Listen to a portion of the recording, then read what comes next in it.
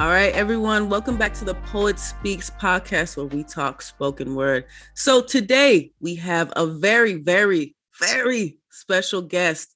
We have Anne-Marie Wells. She's a queer poet, playwright, storyteller, and she's navigating the world with a chronic illness. She's a faculty member of the Community Literature Initiative Poetry Publishing Program through the Sims Library of Poetry. Her prose and poems have been published in many places, including the Santa Fe Writers Project, Brain Mill Press, the Dallas Review, and so many other places. She's available for poetry workshops and consultations, and we will leave her contact info below on this episode. So Anne-Marie, thank you for coming on the podcast today. I'm honored to be here with you. Yes. Thank you so much. So Anne and I were actually really good friends. And you know what? We met a while back. What was it, in 2019? I believe. Yeah, I think it was well, we kind of like had an internet friendship for a little bit, but then met in person the fall of 2019. Yeah. Yes, it was at the it was in Wyoming. It was in Jackson Hole, Wyoming. So I had done a workshop there with Jackson Hole writers. Yeah, and that was the first time we had met. And you were the one of the org's leaders at the time, correct? Yeah, I was the assistant director at the time. Mm-hmm. Yeah, you were the assistant director at the time when I went ahead and did the workshop there and did a performance there as well. I remember. I was like, we need to have this woman here. She is amazing. Yeah. Like the accolades behind your name. I was like, get this woman here. And we found the grant funding to host you, and you were amazing. Yeah, no, I remember that time. That was the first time. Well, thank you first off for that. I will pay you your check after the podcast for saying those very kind words, by the way. But no, I remember that was the first time I had ever been in Jackson Hole, Wyoming, and I was kind of blown away like by everything. Because I grew up in Sacramento, California, was living in New York at the time. Never been to mid America like that. So that was it is a culture shock, to say the least. Yeah.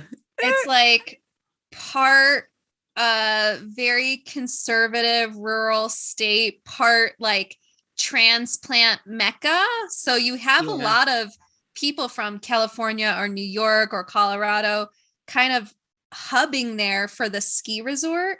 Yes. And then at the same time, you also have like billionaires staying there. Wyoming doesn't have an income tax. And so a lot of billionaires have their like homes there. And so where Jackson Hole is actually the highest wealth gap in the country as well. So like the Jackson Hole itself is like so different from the rest of the state. It has like some really weird dynamics happening there.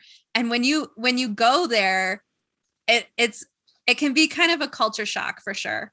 Yeah. You know what? I felt the same way. It's this Jackson Hole, for anyone that has never been there, definitely go just to experience that part of the states. Like she said, it's the biggest kind of wealth disparity there. You have a lot of definitely poverty, but you also have a lot of just super out of this world rich people just owning lands and plots of land. And it's just really, it's an interesting place to be for sure. So kind of harkening back to that. So Wyoming is Anne-Marie's place of residence right now. And tell us a little bit about the spoken word poetry scene out in Jackson Hole, Wyoming right now, or just Wyoming, the state.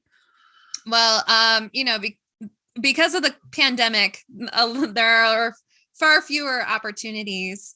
This is a really interesting conversation. I just had a meetup with a poet friend of mine. His name is Matt Daly. He's a published poet.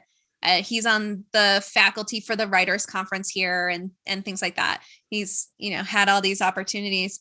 And we were talking about how there's like almost a division within the poetry world between like academic poetry and like performance poetry, and how sometimes those two worlds seem completely disjointed. And I feel like in Jackson, we have more academic poetry scene where it's more people are really concerned about being published in literary journals, about not just being published, but which journals you're being published in, what your education in creative writing is, versus having more of like a performance based, where it's more about like more intuitive, more emotional, more based on like connecting with the words that you're hearing, and also connecting with the person who is reciting those words. And so we had this really interesting conversation about why maybe that disconnect exists, and how those two worlds can really be blended together. Because I feel like spoken word isn't just like poetry recitation, right? Like there's a little bit more to just reading a poem off the page versus like performing a poem. Yeah, no, I 100% agree. I think that's interesting. You bring up that split in between. I think that's kind of, that I find is an interesting thing, especially in Jackson, that you find that you both have found that there's the academic versus the actual performance side. For you, which one, where for your writing, where do you come from with it? Do you find yourself as more of a writer, a true kind of like a savant of writing poetry, or do you really find your niche when you perform spoken word? I feel like I'm a little bit of an anomaly in this case, because I came into poetry after being a performer. I have done lots of theater. I performed as a piano player for a long time. In high school, I was a cheerleader, which is, all performance based. I actually didn't know that. Wow. Yeah, I'm a cheer captain 2003, Amanda. Oh, wow. I did not know that. Oh my goodness. Wow. Okay. Yeah. And so performance. It's very performance based, it's very like interacting with the crowd. It's very, being dynamic on stage. And so when I feel like I didn't go to poetry. I felt like poetry chose me and I didn't have a choice in the matter. It was like poetry like chose me, and now I'm stuck with poetry forever for the rest of my life. And so I didn't come into poetry through kind of like a creative writing course, or doing really well in English in high school or something like that. I didn't all of the writing that I did was very informal, personal narrative, blog post writing, that kind of stuff. And so I feel like I'm kind of like a little bit in the middle, because I do live in this space where my, I guess, access, especially pre-pandemic, when there was no very few virtual opportunities. And I didn't really even think about it, right? I didn't think like, I'll attend a virtual open mic. Like, that never even crossed my mind. Right. So having the access to poetry that I had was very academic. Everybody talked about like what literary journals people have been published in, and that kind of thing. And I feel like I'm kind of like a blend in the middle. So my first thought was like, I have to get these poems that I've written published. And my first thought wasn't, where can I recite these poems? But now in the community that I'm in, it's based out of LA, the Community Literature Initiative, it is really performance based. And in developing my full length collection, Survived By, that was the lens through which I was writing my poems. I have like some shorter form poems that, if you recite them, they're like 7 seconds long. But really, while I was like curating that collection, I was developing pieces that when I was writing them, I was saying them out loud as if I were performing them to hear what they sound like. And so it was more based on the ear than it was like on the brain, I guess, or like, wow, this metaphor is really obscure. I must be very smart, it was more based on like, am I connecting with my listener versus am I connecting with my reader? You know what? That's a very interesting way to put it. When you write, so like when you write words down on a page, you come from the lens of, am I connecting with the person that's going to be able to listen to the words, as opposed to someone that just reads it off of a pamphlet? That's a really interesting. So you connect more with the sonic, like the ear with hearing. I think so, because even when some of the poets that I absolutely love, when they're performing the poems or the poetry, it's so strong. And then when I'm reading it on page, it almost feels like a little bit flat. Yeah. And the little, I guess, X factor, if you will, is like their intonation, the way they perform it. You know, there's so much that we do with our voice that, you know, it's not just like emphasis on words, but like suddenly you're talking very fast and you're reciting, and then you slow down and you decide where those emphases are. Yeah. And maybe you're like doing something with your hands. You know, it's a little bit more I guess performative. It's a little bit more performative, that when you are creating these works, that you're imagining how you're going to be performing them for an audience and how you're going to be delivering these lines, if they're comprehensible. If you're you know, kind of stuttering over them when you're reciting it, those kinds of elements maybe aren't as considered if you're thinking, oh, I'm just going to read this off the page and recite it. It's not exactly the same as like creating a performance from a piece, I think. Yeah, you know, and I think that's an important point to really kind of speak about when it comes to spoken word. You know, a lot of people, I think, like you said, like people read it, you know, people interpret whatever they're reading as their own interpretation. So like you say, you may interpret it flat, you may interpret it as exciting, depending on whatever mood you're in that day. And I think that's the thing about spoken word, is it's what's very unique about it is that it's the person, you know, the person is their poem, right? The poem is the person is their poem that they're speaking on stage as they're telling their story. And I think a lot of people, to get, and, you know, kind of my, you know, I feel like every spoken word artist, or, you know, their mission is, I want people to be as excited about poetry as I am and when I perform. Oh, absolutely. Yeah. Yeah. You know, and that's one of the things that I truly think it's people, having people understand that as they listen to, you know, us do spoken word or talk about spoken word. So much of it is, you know, we're doing it, we're giving a piece of the audience, piece of ourselves to the audience. It's a full body experience, is what I always say, right? You engage all of your senses as you're performing that poem, you know, that piece of art, you know, that piece of your story on stage. Yeah. And I think there's something to be said about the different audiences that attend a poetry recitation versus like an audience that attends a spoken word poet open mic or performance. Yeah. Because when you go to the very nice poetry recitation, everyone is sitting there nicely and politely listening to the words, and that, you know, they might give a little snap at the end of the poem, but they're not necessarily interacting with the poet. So it's really nice when you have an audience that's used to interacting with the poet, so that way, you know, when you say like some like really awesome line that you hear like, yeah, you know, like, and like loud snaps in the middle of your performance, it's like, oh, that one resonated with somebody. Yeah. And then you feed off of that. And it's kind of like a back and forth, like the audience can feel you feeding off of that. So then there's more of it of like, yeah.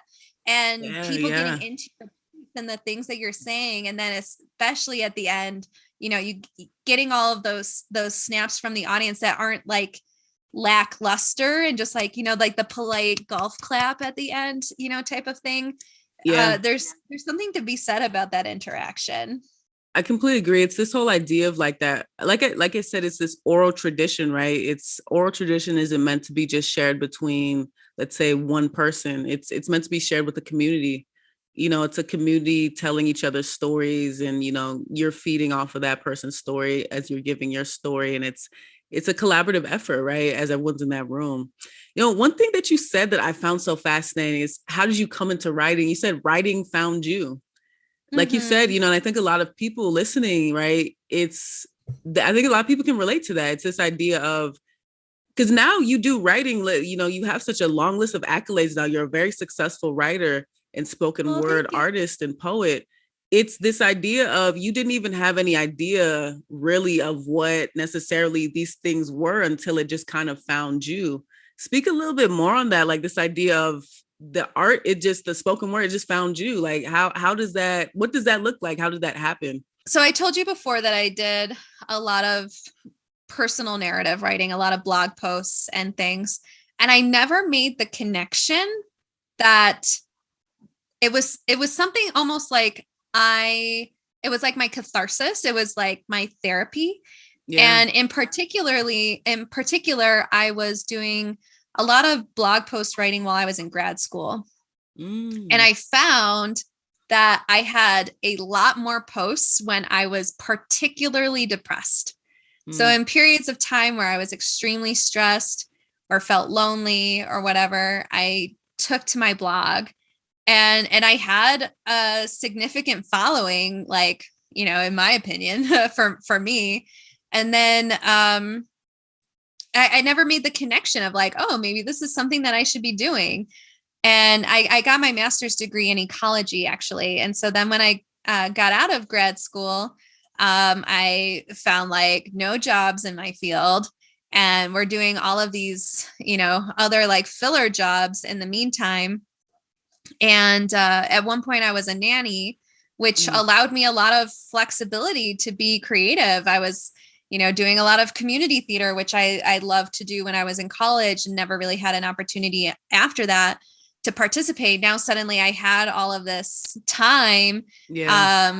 to really focus on my creative endeavors. I learned how to play accordion. I also play piano, and so I was like at the piano studio often, just like practicing just for my own benefit. And a friend of mine told me about a podcast called Night Vale. And I just like found that so interesting. And I started doing research about radio Foley actors, Mm. and ended up writing a one act play about it that ended up winning first place in a competition. And I Wow. still didn't make the connection that that's what I should be spending my time on. That's what I should be like working on my craft and working on my writing skills. It still didn't click for me. And it didn't click until my dad got sick. Mm. And my dad, right around the time that you and I met in person, was diagnosed with terminal cancer. And one event in particular, it was when my dad was rushed to the hospital. He ended up having sepsis and pneumonia at the same time. Wow. And I never saw my father the way that he was, just like completely deteriorated.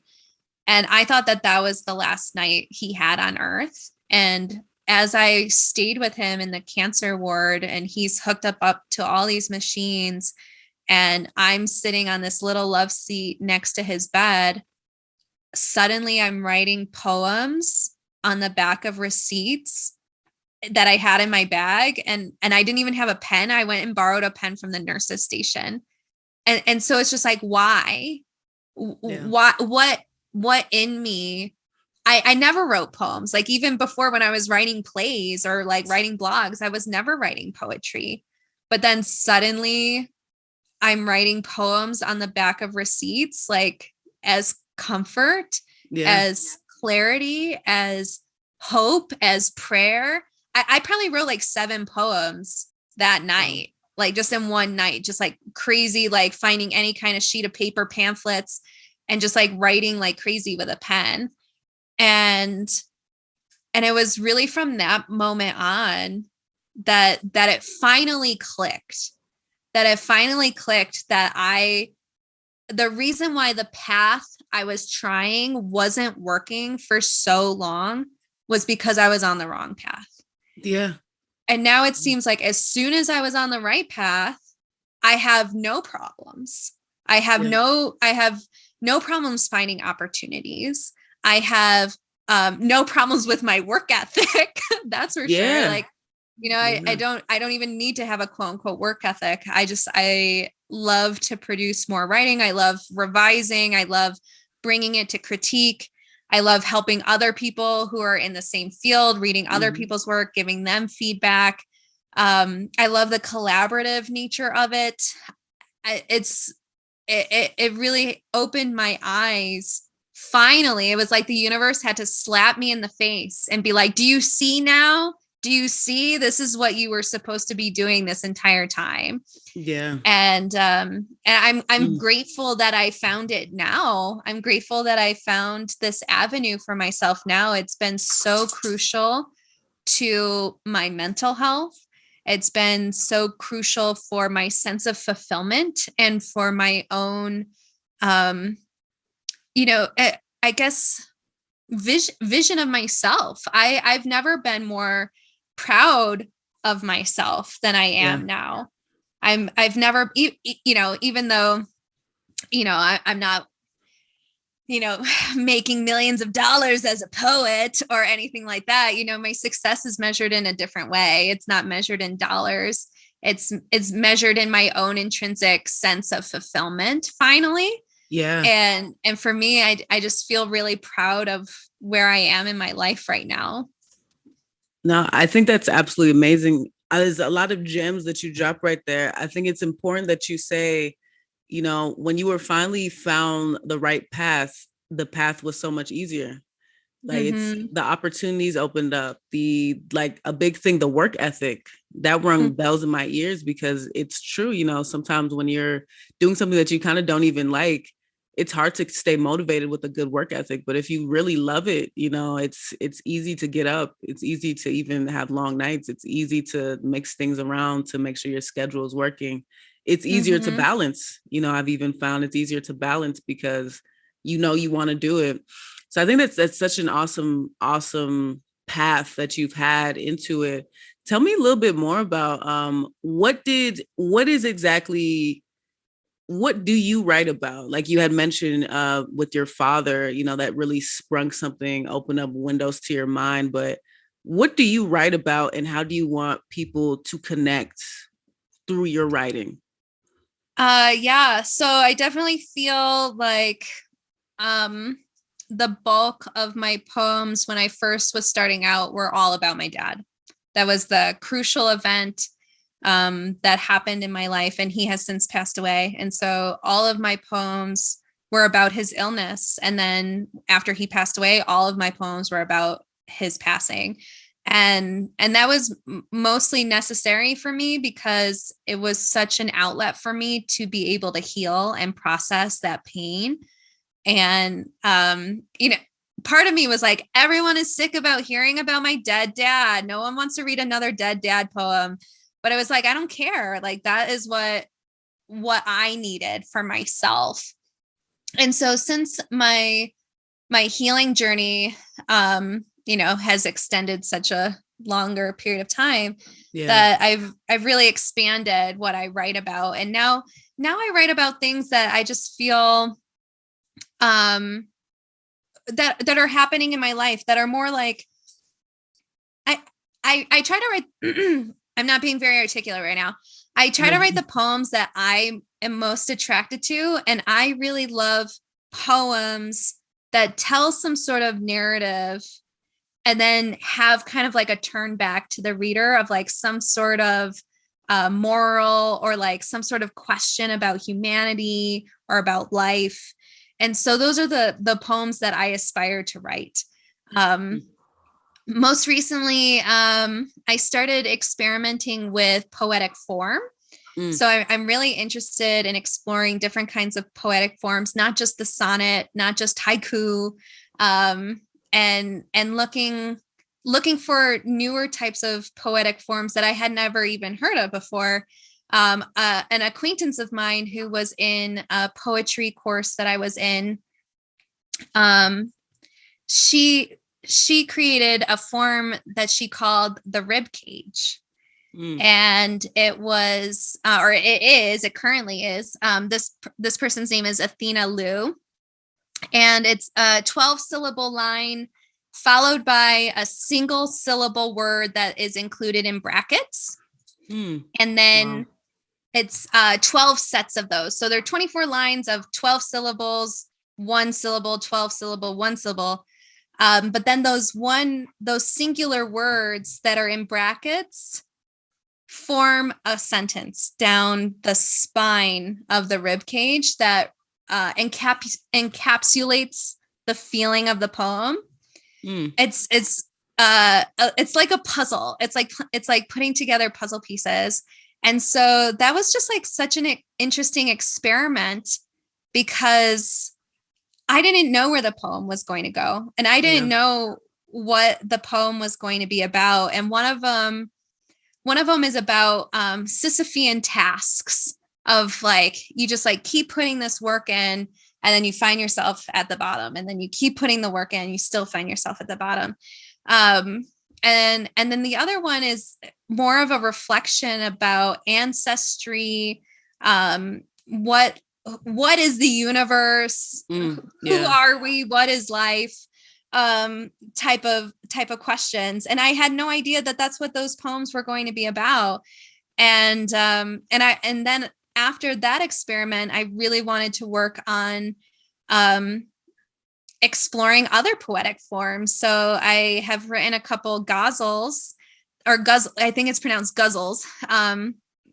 And using that poetic form that has that continued refrain, that it makes you wonder, like, what is the emphasis that you want to put on that refrain?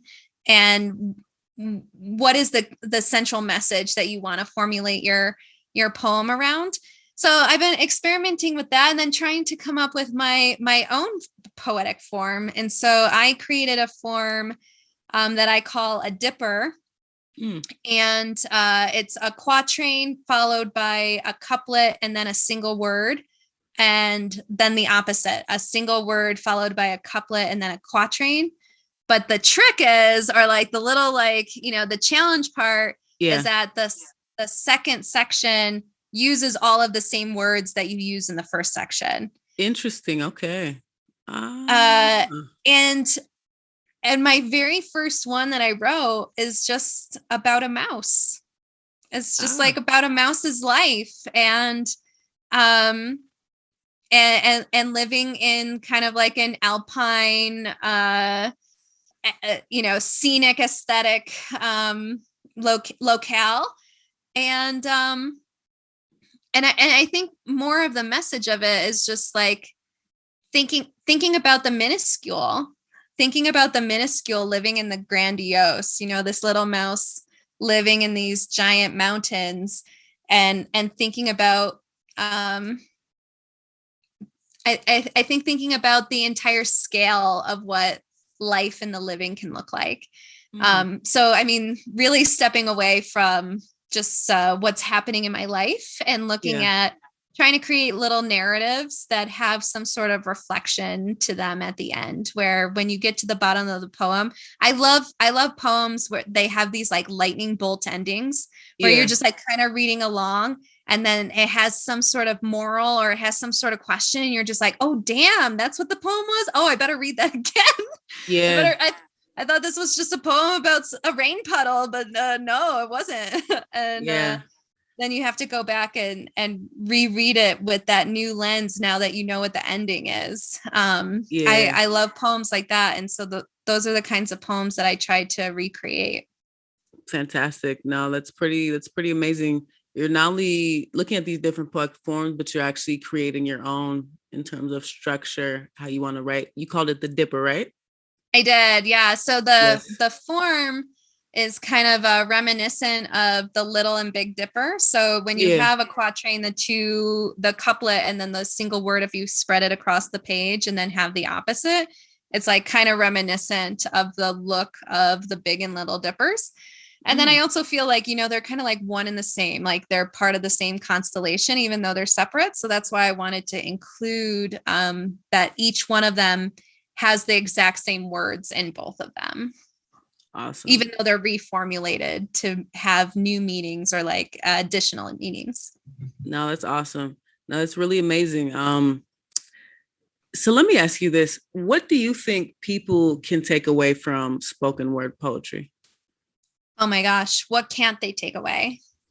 You know, like if you are I feel like people are looking for connection, and they're always going to find it there. Even if you are listening to a poem and someone is maybe retelling something about their own life, and nothing like that had ever happened ever in your life, I feel like you still have this sense of you know being connected to that person, and maybe being able to empathize or at least sympathize. And possibly even if you didn't go through the exact same thing, there might be some elements in your own life that it's relatable. And I feel like poetry for me is a way for me to build more connection with other people, to have more understanding of a wider range of humanity. And with that, what is derived from having that kind of sense of connection, maybe a greater sense of peace, a greater sense of community building, a greater sense of wanting to help one another, of being even just being present with one another. And I think really the key thing is empathy. For me, spoken word poetry opens up a world of empathy, of being able to hear other people's points of view, of hearing other people's lived experiences, and also like seeing them perform it, so you can like feel the emotion that it comes from, even if it's not like a heavy or angry or sad poem, and it's a jovial one that's funny. You still have that sense of like understanding who that person is, what their lived experience is, and just having it in your mind, so that even if you interact with someone later and it, there might be some sort of subconscious connection there. I think our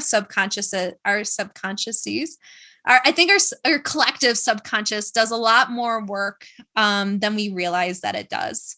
Yeah, than we give it credit for. Definitely. So my last question for you is, why do you need to get your words out? So I don't go insane.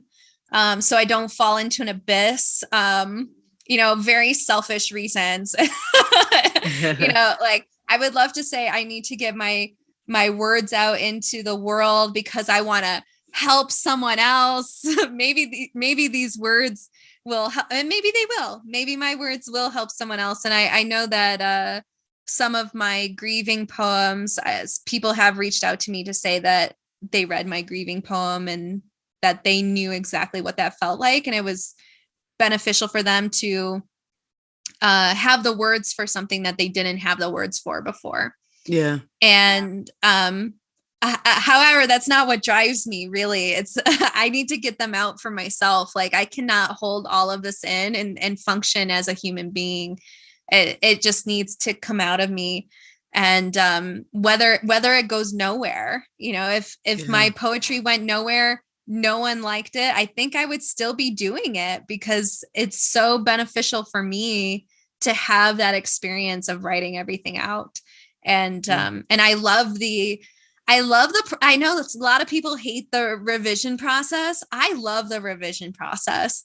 I do. I love it so much. I love watching the evolution. It's like shoveling snow. So many people hate shoveling snow. I love shoveling snow. Wow. And part of the reason I love shoveling snow is because I love seeing my work in progress. I love seeing the driveway covered in snow, and then you go line by line and you clear it out. And then at the end, you see this clear driveway. I love watching the progress of it happening. And I love the same thing in poetry. I love going line by line and seeing the stronger iterations of the poem each time. I love bringing my poems to critique. And I love the most criticism. Like, I hate bringing my poem to a critique and everyone's like, oh, this is perfect. Like, go publish it. No, tell me what's wrong with it. What don't you connect with? What words could be better? And having that process of seeing the beginning of the poem, of what the potential was, and then seeing where the poem ends up. I love that process. And it's just so healing for me and fulfilling for me that I have to keep going. I have to keep going with it, even if I end up nowhere with it. No, I think that's a beautiful thing. It's even in the process, the climb for you, that's a cathartic, healing experience. And no, that's the power of spoken word. That's the power of poetry. So as we're wrapping up, Anne-Marie, tell us what's going on with you for the 2021-2022 season and beyond for your writing. Where can we check you out too? So anyone can check me out on Facebook and Instagram at Anne-Marie Wells Writer. It's Anne with an E. And I post everything there. So I have a workshop coming up this month, actually, with the Sims Library of Poetry on poetic forms. Awesome. So it's appropriate that that came up because I'm doing a little workshop on invented forms and the process I went through to invent my own form and helping others kind of brainstorm what they might like to invent or reinvent. And so I'll be continuing with the 2021-2022 cohort of the Community Literature Initiative. And I mean, I hope my full-length collection gets picked up somewhere. So that's what I'm currently working on. I have a couple collections in the wings, you know, it's a poem here, a poem there, but not focusing too hard on that when I already have one full-length collection that's taking up my attention, you know? Yeah. So that's what I'm hoping for. And then what happens after that, I'm not exactly sure. Yeah. Well, you know what? Thank you so much, Anne-Marie, for coming on the podcast today. You were such a great guest. Thank you so much for taking some time out. We'll include Anne-Marie, all her information in the info section so you all can go check her out. If you're interested, also poetry workshops, like she said, she has one coming up this month with the Sims Library. And we'll also do, she also does consultations workshops. So all her info will be below. All right. Thank you so much, Anne-Marie. This was a great talk we had today. Thank you, Amanda. It was a pleasure to be here. Absolutely. All right, y'all. This is the Poet Speaks podcast. We will see you all later.